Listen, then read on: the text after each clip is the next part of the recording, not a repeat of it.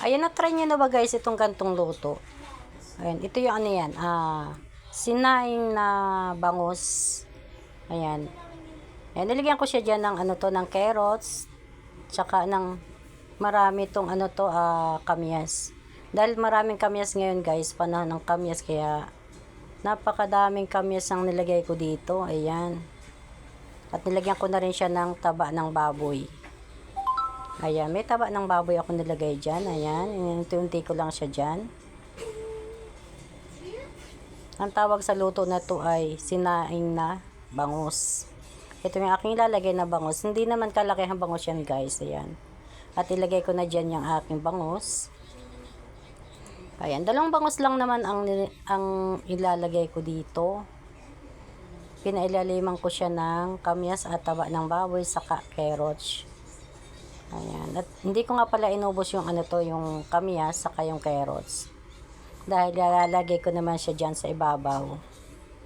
O, diba? Lagay ko sa ibabaw yan, yung mga kamyas na yan. At yung carrots. Nagtira din ako ng carrots para may palamuti sa ibabaw.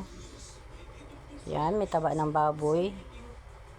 Meron din taba siya ng baboy sa ilalim at meron din sa ibabaw.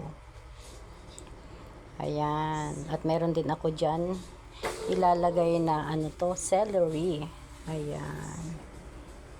Pickles. Ayan, may pickles din siya guys para masarap. Pickles. Sa ibabaw ko na lang nilagay yung pickles.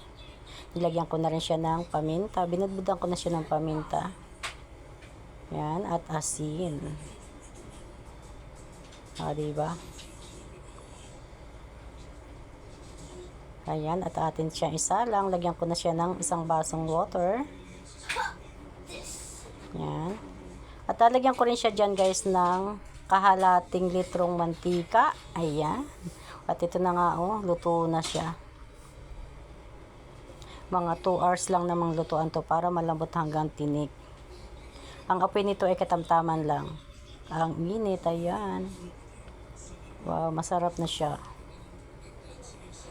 Yummy na siya. Thank you for watching.